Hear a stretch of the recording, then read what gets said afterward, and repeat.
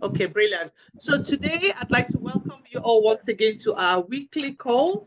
And today the training is going to be on how to be a master closer. And this is very important because most times you might do a fantastic presentation and all of that. And at the end of the day, you are not able to actually close your sale. So the things we're going to be talking about is the psychology of closing. I still need everyone to mute themselves. So just give me 1 second. I think I will just do that. Mute all. So uh,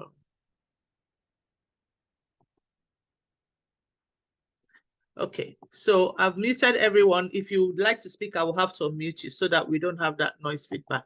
Okay, brilliant. So we have the psychology of closing, objections, handling objections, and the top reasons people say no. So those are the 4 things that we're going to cover today: the psychology of closing, the objections, handling the objections, and top reasons why people say no. This is, once you master these 4 things, you will become a much better closer, if not a master closer.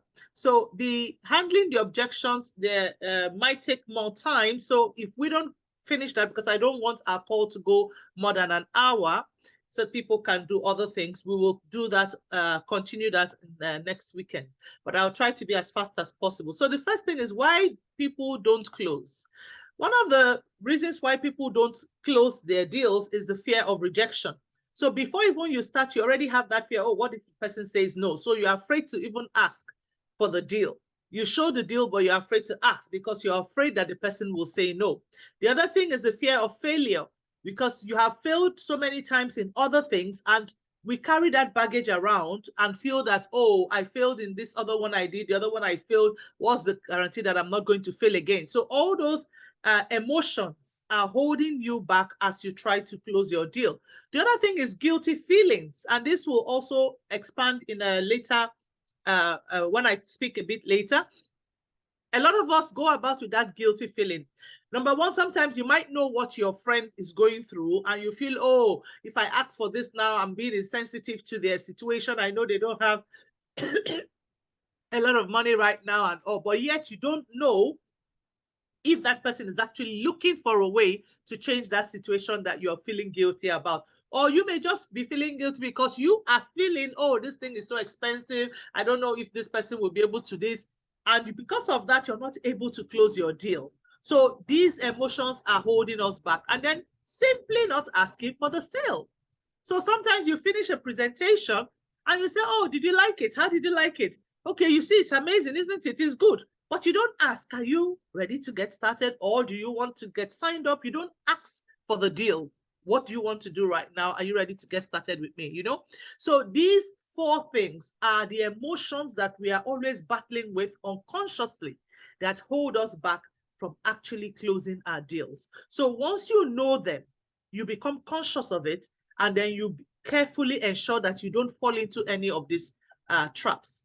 Now, the psychology of closing is, the first thing is to keep checking in on your why.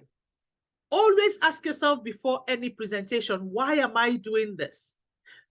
Of course, you're doing this. There are a couple of reasons. Apart from the goal for yourself, one of the reasons we're doing this is to help people, to also help people to use our products to solve their problem. So if you realize that that is one of the whys, that you're actually there to help this person use your products or service to solve that problem, why would you be afraid to show them? It's a good thing you're doing. All right. So keep checking in on your why, and also you as well, the purpose for which you are actually building this business. So that should be always at the top of your mind each time you're trying to close a deal. The second thing is always checking in on your belief in the product and in your company. So as long as you have any doubts, you will struggle to close, because you will feel, oh, let me not put this person into this business now and the company doesn't do this, or let me not put this person into this business now and this product is. So you must check in on your belief on your product and your company, and ensure that you keep building that belief, either through these trainings or through using the products, because if you're using them, you believe what it can do and how it can help the other person. And of course, staying in touch with our company activities helps you to also see the vision of your company and keep that belief going. So check in on that, because these are the things that will fight against the previous emotions I already showed you that prevent you from actually closing your deal. Then always assume your prospect will say a yes. The positive mindset always leads the day. Put yourself in that state. Even if the person ends up saying no, it's okay. But go in with that positivity. Usually, whatever you think in your mind is what the other person will pick up, and that will manifest for you. So always go in into a presentation with that positive mindset that the prospect will say a yes, and the prospect will buy what it is you want to share. Practice closing with your teammates or your friends. If you are new and you have no team, practice closing. By the time we're due through and you see the different types of objections and all, and how you can close a deal, you practice that with your friend or your children or your teammates. That will help you become comfortable with it, and you don't have the anxiety or the fear of actually trying to close your deal. So some example of closing questions very quickly that you can use is, sometimes when you finish and you see that you're dealing with someone who is analytical or wants more details and is already asking you questions, you can tell the person after you've answered maybe all the questions, or even at the beginning, what question can I answer for you to help you get started right now? So don't be afraid to ask for questions. It's okay for someone to have questions. So you ask the person, and the person feels happy because he feels, okay, she wants me to be comfortable.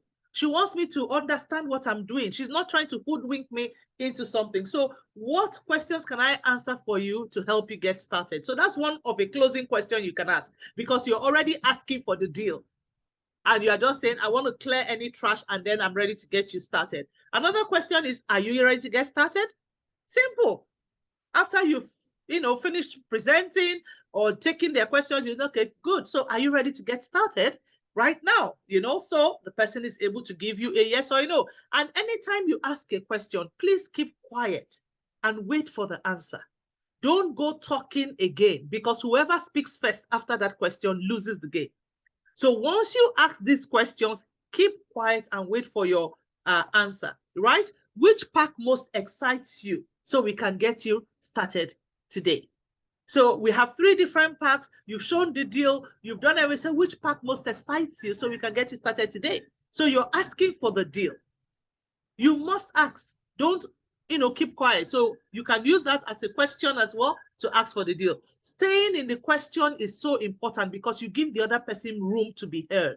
People like to be heard. People like to feel that what they are thinking is taken into consideration, and their fears and all of that. So always stay in the question.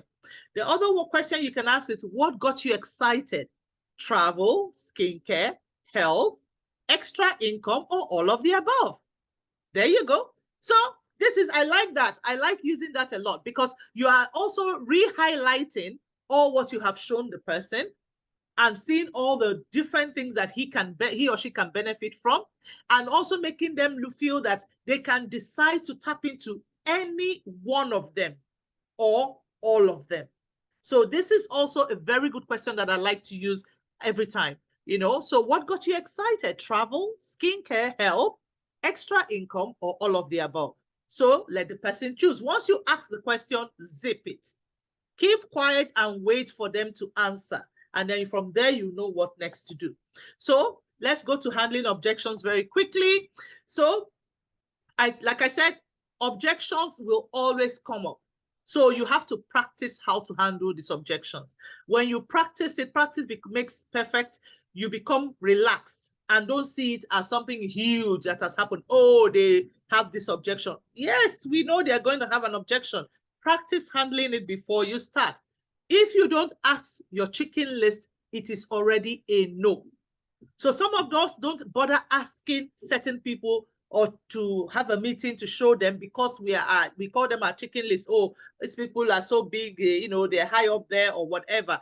Well, whoever it is you're afraid to show, if you don't show the person, that means you have already accepted a no, because they didn't see it and they will never know what it is. But if you show, what is the worst that can happen? They will give you a no, which is the same as not showing. So you have nothing to lose. But what is the best that can happen? They might be interested in any one of the products we offer, and you can get a yes. So don't prevent yourself from getting a yes because you are afraid to be rejected. So show everyone that you possibly can. Now, I want you, this is very critical. Also think of your own first response when you were shown something. When you were shown secret, were you an immediate yes? Did you say, oh, I'll think about it? Did you have to wait until you could gather your money? If you did all of that, why are you expecting an immediate yes? For goodness sake.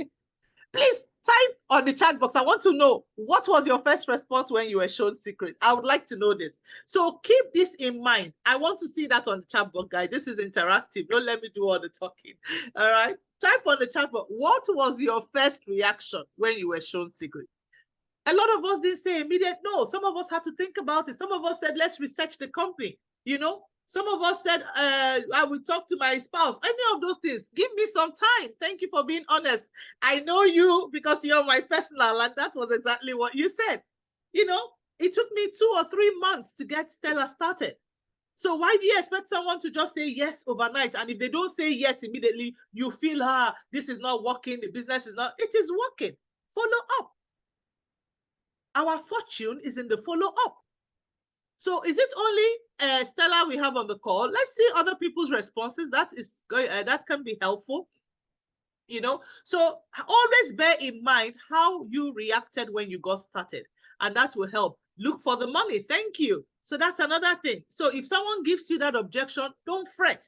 Instead, you will find ways to help the person actually become resourceful and get the money as well. So great. Thank you, Joy Kubushi, for that. So we already get the message I'm sending here. The next thing is, what is your auto response when we are shown something? Some people just have an auto response. No matter what you show them, no matter how amazing it is, they will just say, I'll think about it. Or let me get back to you tomorrow. Or they say no first and then say yes later. Auto response. Some people just respond without thinking. It's just what comes to them each time they're shown something. So don't be fazed by the first response. I'm going to show you now how you're going to dig into these responses to actually get the person to give the real answer. And that's what we're going to learn today.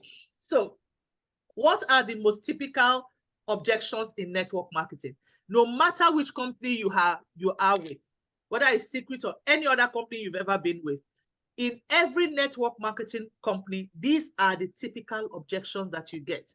I don't have the money. I don't have the time. I don't have to, I have to ask my spouse.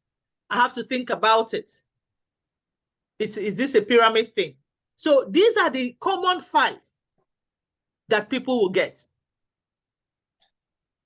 If you agree with me, type a yes on the chat box. If you agree with me that these are the main objections that we get, let me get a yes on the chat box, right?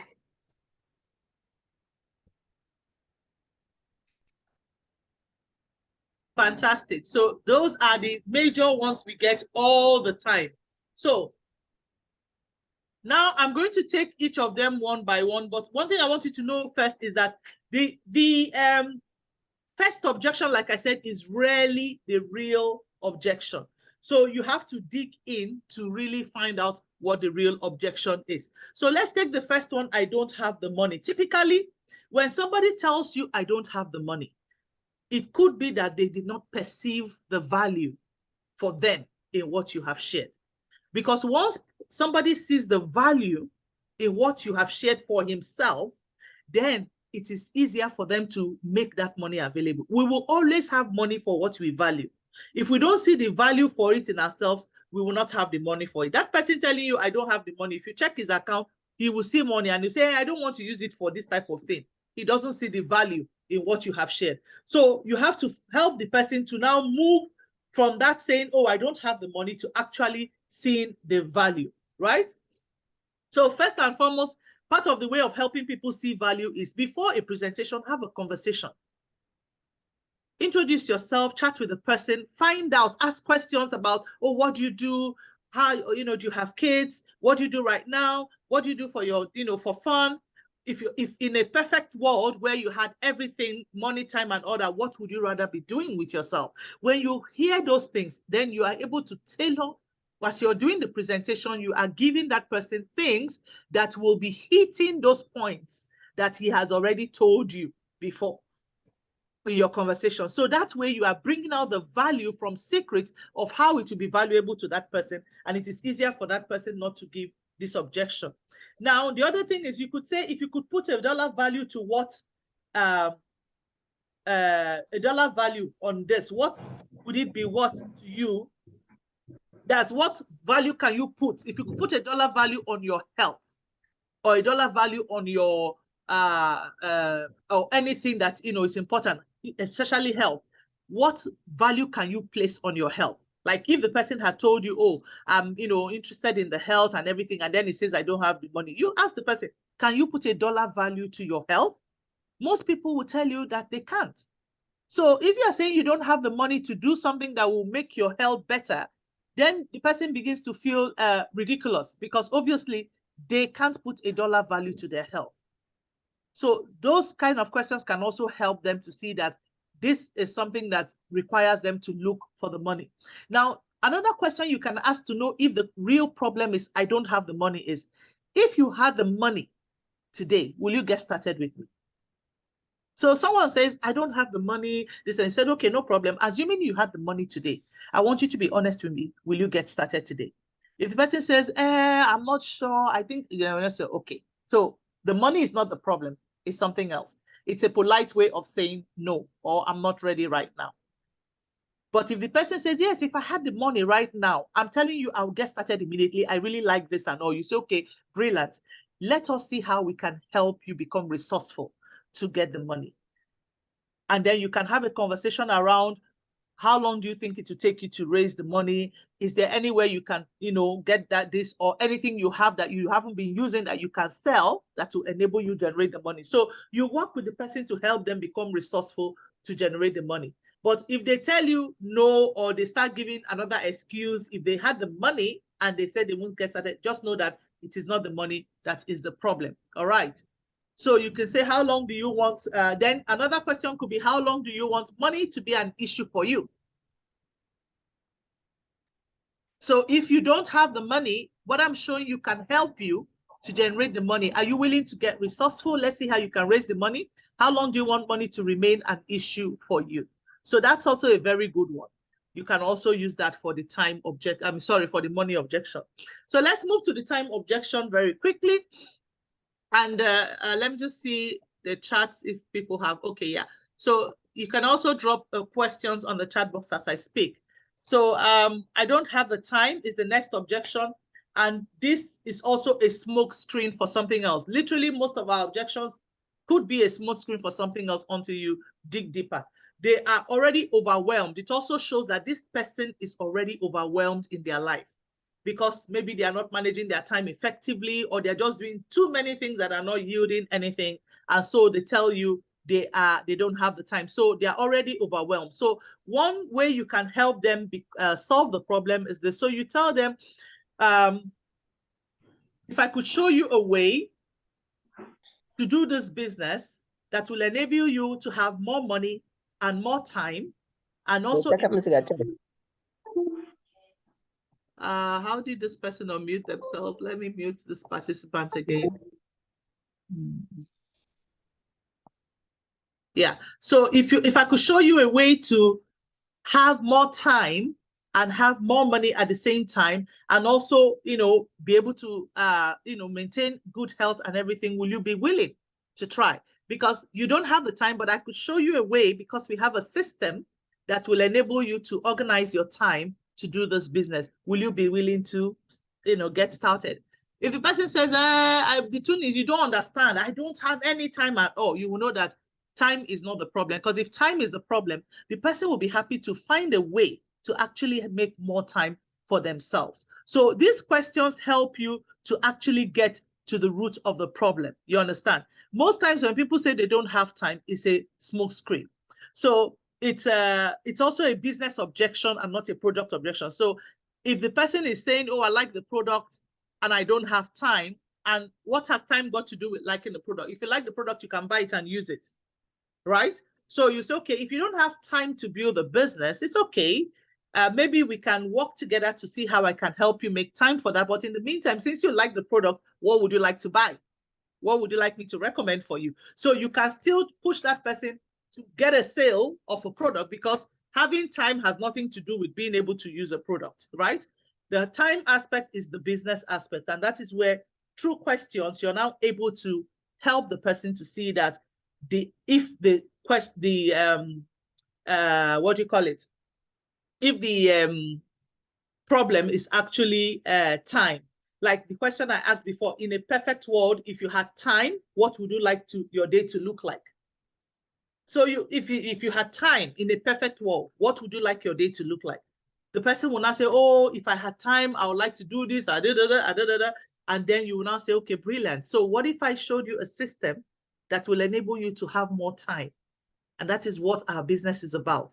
And we have developed a system to help working people like you to still be able to do this and have time, for your normal life and all of that, because we have a system in place that enables working people to earn an extra income through the system, or to work towards creating more time for themselves from, their very disorganized life and all that. So the bottom line is asking these questions will help you to know if the real objection is time, or there is something else behind it, or it's a polite way of saying no. Do you understand? Another thing also, if you're very close to that person or someone that you have a rapport with, you can say, so are you happy being so busy and overwhelmed like this in your life? Are you really happy in this state? Wouldn't you like to have more time to spend with your family, or travel, or do the things that you really want to do? You understand?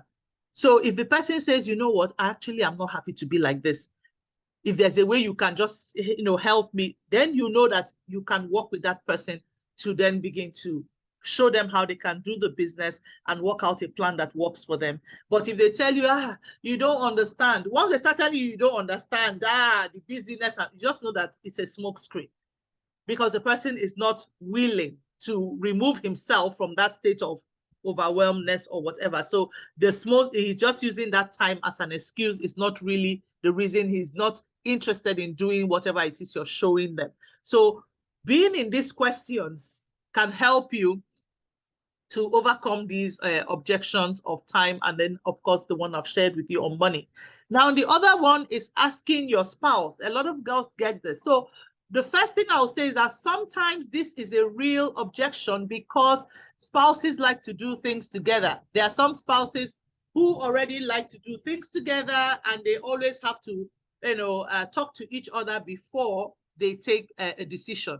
So be careful when you're handling this objection, so that you don't offend, the person, like saying, oh, why do you need to ask yourself who calls the shots in the family? Like, especially if you're talking to a guy, you say who wears the pants and stuff like that. I've done that in the past, and some people actually find it offensive, because they have built their relationship in a way that they always discuss with their spouse. So give them the benefit of doubt in the first instance to say, oh, okay, if you'd like to talk to your spouse, how do you intend to discuss with your spouse? They say, oh, I'll just explain to them what you explained to me. And this, and I'll say, okay, since that's what you intend to do, you are just saying this for the first time. Your spouse might have some really, important questions that are valid.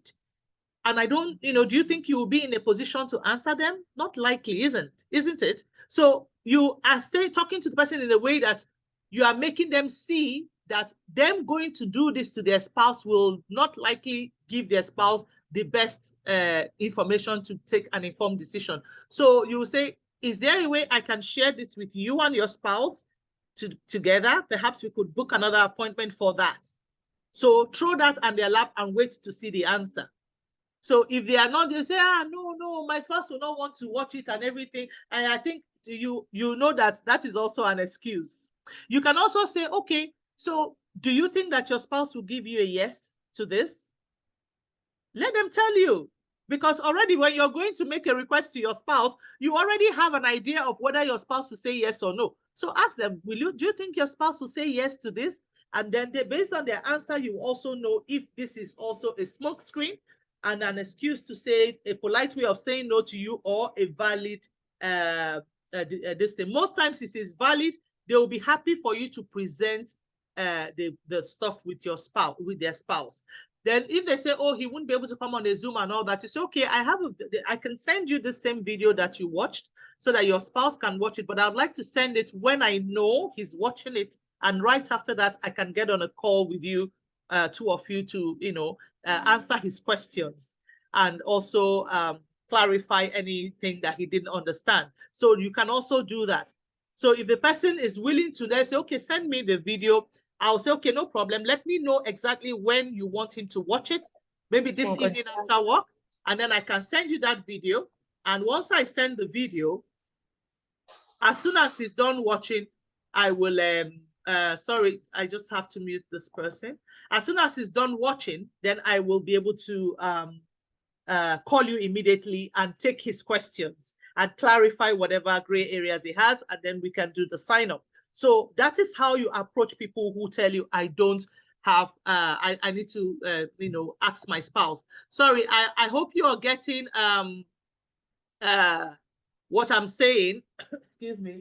If you are understanding me, if you're following what I'm saying, just give me a thumbs up on the chat box so that I know that you are following what I'm saying, since I have to mute, people so we don't have noise background. So the spouse one, I think this will help you as well. So always remember to be polite. It could be a very genuine reason.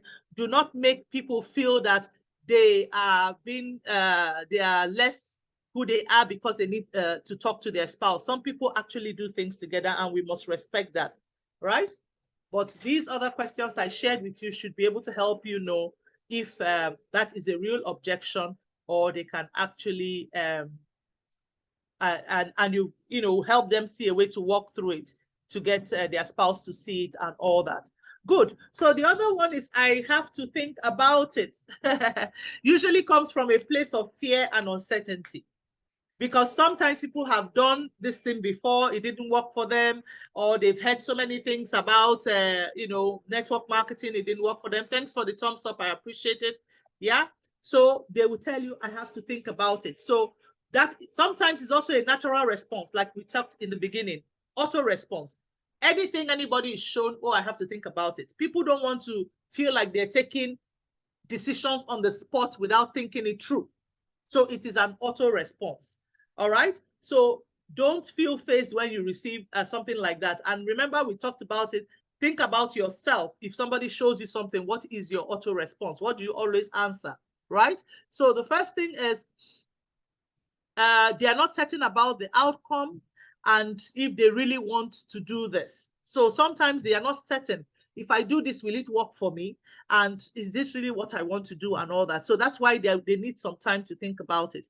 Now, what you can ask the person is, if you knew for certain that this business will give you extra $500 every single month, would you like to do it? Will you say yes?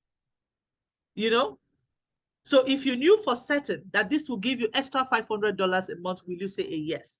And if you're someone who has already experienced earning an income from this, and the person, of course, knows you, and you can always say, look, I have been able to earn $500 every now and again from this business, and I'm telling you, it will work for you. So sometimes they just need a little bit more certainty. Like I remember when I signed up, my upline thought I was interested in the travel. Meanwhile, I was interested in the business because I was looking to change what I was doing, or change the way I was running my own business, which was not serving me optimally at the time. And so I told them that I wanted to think about it. I said, I'll think about it. Let me see how it was, serve me for the purpose at which I want to do this business. And then they reached out to me later and, said, look, what is it you want to think about? Can we help you think through this? Let's do the thinking together. Let's help you think through it. So what is it that you're thinking about? I can help you think through it. So I said, well, the main thing is I'm doing this for the business, and I want to know if I can really make money out of this business. Because the reason I'm doing this is because I want to change the way I'm doing my own business, which means closing some aspects of it that, ties me down, and I will be losing the income that comes from that. But I want to be able to make income from this. And they said, yes, you can. And I asked them, have you yourself earned anything out of this business? And they said, yes. So because they were very close to me, they could show me the evidence, you know, but sometimes you may not get into that detail. But I'm just telling you that sometimes when people say they want to think about it, it's lack of certainty, and they want to have some certainty that if this thing will actually work for them, and that is where you then have to give that certainty to them as well. Then you can also, if you don't have the results, you can share testimonials of people who have the results for that certainty they're looking for. So if you haven't done a getaway trip, they say, look, are you sure if I do this thing that I will actually be able to travel and at a discount? If you haven't used your getaway trip or you haven't booked a travel, share anybody's video who has done so. That is the evidence. And you can say, for now, I haven't done any because I just got started. I'm still looking for a date that works for me and my family or whatever.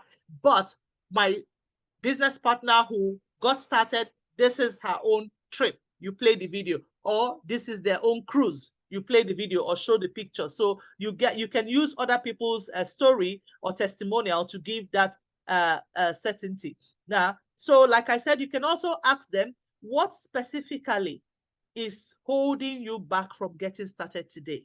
What exactly do you want to think about that is holding you back from getting started today? So that question will also help you to help them to actually bring out the uncertainty, because that is what is making them want to think about it. To help them to bring out the uncertainty, and then you can specifically address that. While I was in Germany, as I'm traveling right now, I came in from Germany to the UK, and my friend who was my host, and she was saying she's heard everything from me, but she wants to Google it. She needs to be able to Google it. So I said, so are you saying you trust Google more than you trust me? Do you understand? Some people just think that Google has all the answers, and they forget it. Don't forget that Google is garbage in, garbage out. Whatever you put into Google is what you get out. You know, so I said, are you saying you trust Google more than you trust me? What exactly is the problem? You understand? So she eventually said, you know what, Ziggy, to be honest, I'm not really interested in, this thing. I don't want to build a business like this. I don't want to use the products because I'm not, someone who cares about what I put on my skin. She said, I'm not interested in it. What I want to do is to join, what do you call it, an NGO to help, the refugees coming in from Ukraine. And I also want to join a gardening club and, she rented a garden. She wants to build up her garden, that she finds a lot of peace when she walks in the garden. I said, okay, that's amazing. That's fine. So you bring out the real reason instead of telling me I want to go and Google. You understand? So I said, if that's what you want to do, that's okay as well. So I now asked her, but you also told me that you needed extra money to be able to do these things. She said, yes, I need the extra money to do these things. I'm just thinking, still how I'm going to make that extra money. I said, okay, that's fine. Whenever you realize that you can also make this extra money from what I've showed you by focusing on only the travel, because she liked the travel, somewhat, we can have this conversation again. In the meantime, go ahead and get this garden going and, join this NGO and let me know how I can even help you to kickstart that, since it's something that will be, you'll really long for and give you joy. So you must always make the person know it's not about you, it's about them. Don't start feeling, oh, she doesn't want to do this. Okay, go do your stuff. You're not interested. Show interest in that thing that they are wanting to do and be there for them. So they see that it's not just about you making money off them, but about you actually giving them something that will help them. And if they feel that this is not going to help them, support them in that thing, that encourage them, let them start it up and all. Sometimes they will start it and realize, okay, you know what, I'm still not finding this exciting. And I love Ziggy's life because she follows me like everything I do, liking and all, or she obviously wants that excitement in her life, but she's not feeling confident enough that she can do this. So what I'm now working towards is to make her realize that I wasn't like this from day one. And we have a lot of people who couldn't even speak in public, couldn't even speak in videos, couldn't do anything, but we trained them to do that in our system. So sometimes you have to be patient with your prospects and grow into the point where you can actually sign them up. So I have no doubt that I'm going to sign up Ella, but the time is not now, and I have to be patient to work with Ella to get to that point where I can sign her up. So that is also one thing you need to do when you're going through your objections. So you need to know in asking those questions, at what point where you pull back and you don't let the person go through their process, or at the point where you are able to unravel the real reason for the objection and know that, okay, this is a no, don't waste my time, or help them to transition from that objection into a yes. All right? Yeah. The other thing also in the last one is this pyramid thing. It's a very important thing for you to be informed about your industry. I was told the same thing once, and I was in a demo with a friend. One of them asked me if I could give, okay. Yeah, so I still gave her the link to check, but like I've already covered this in my response, so you know how to go through. So the other one is this a pyramid thing?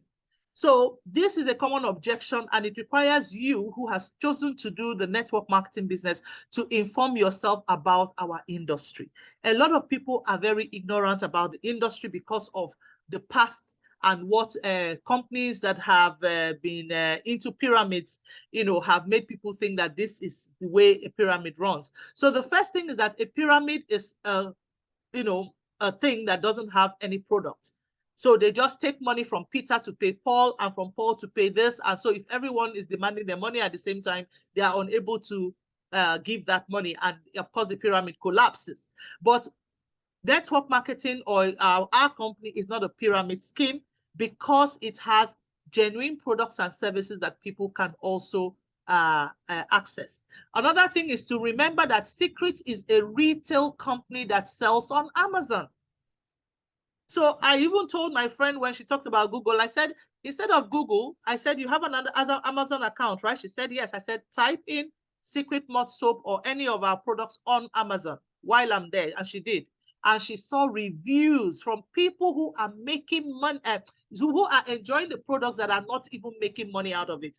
She said, oh, a lot of people are using this. Oh, the review. I said, yes. I said, these people don't know that they can make money.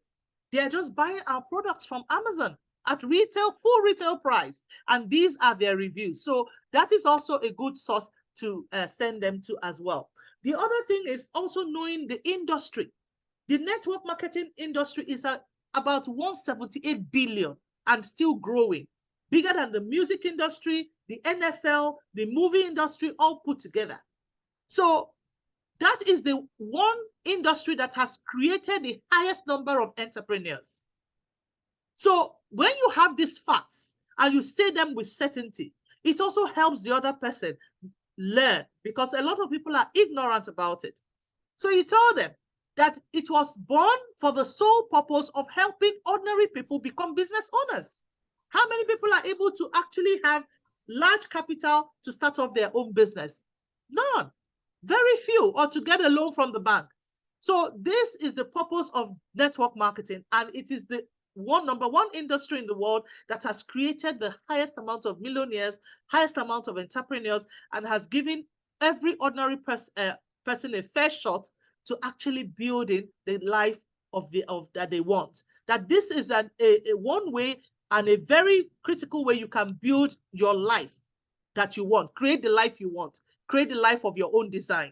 And you can decide to then transition from whatever you're doing, whether you have another business you're doing or you are working a 9-to-5 and you want to transition into a life of your own design. That this is one way to do it. So the idea of being a pyramid scheme doesn't even arise at all, because it's a company that provides products and services. And it's a question of paying for your product or service and getting it, enjoying it, whether it's the travel or the skincare or the health products. So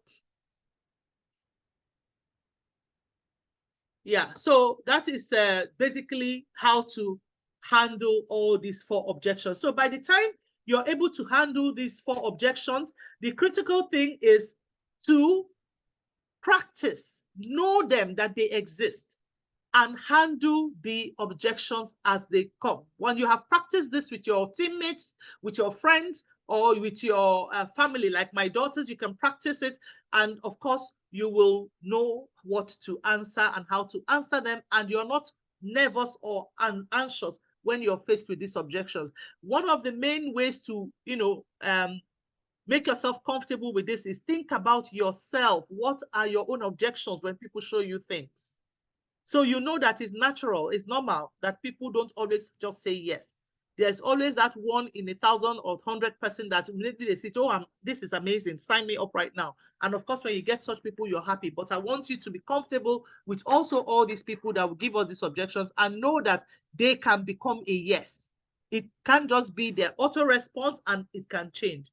Now, remember, you cannot sign up everybody. The truth is, not everything is for everybody. People have their right to choose what they want. So when you have done all this fantastic job, following these objections, doing a great presentation and all that, and the person says, I don't want to do it, it's okay. It's okay, move on. It's not about you. It's about them not wanting to do it. You did a great job. So don't sit in that thing and feeling, oh, I've had 20 no's, I'm not, this is it. It could just be that those 20 people do not want to do what you're doing at that time. And that's okay. So you should also know. And then, of course, when you see someone who says, I will think about it as well, or get back to spouse, any of these two, always get a time frame to follow up. Don't allow them 1 year to think about it. So you say, okay, no problem. How long after you've done the questions like we shared now, and the person still insists on, oh, I just want to think about it myself and all that. Okay, how long would you need for that? I just want to know when to get back to you so that I don't want to this time. I say, oh, don't worry. When I finish thinking about it, I will get back to you. And you say, okay, sis, come on. It's okay if you don't want to do this. Just tell me a no. I'm not gonna, you don't, have to keep me on the thread for indefinitely. So if it's not for you, I'm happy for you to say it's not for me. Then the person will say, actually, right now, it's not what I want to do, and then you walk away because you want to get a definitive answer and move on and not feel you have somebody you have. Otherwise, you will just be stuck in all manner of loops that are never ending or closing because these are real no's and they are not actually saying no. So it's left for us to do the work, to dig in with these questions to get the real answer of what we want. And yeah, so that's basically it. So that's what I have for us for today.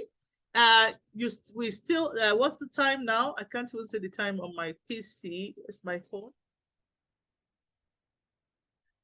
Yes, good. So we made it within the amazing time, the time that I would like us to do this. I just have a question here. It says, how could one huddle politely when presenting, doing demo to a group, and one person seems to distract others? If it's a Zoom and one person is distracting, when you say distracting, are they posting something wrong or I don't understand. Just qualify your distracting. Quickly, I have a question from Evelyn on the chat, which is what I'm trying to answer.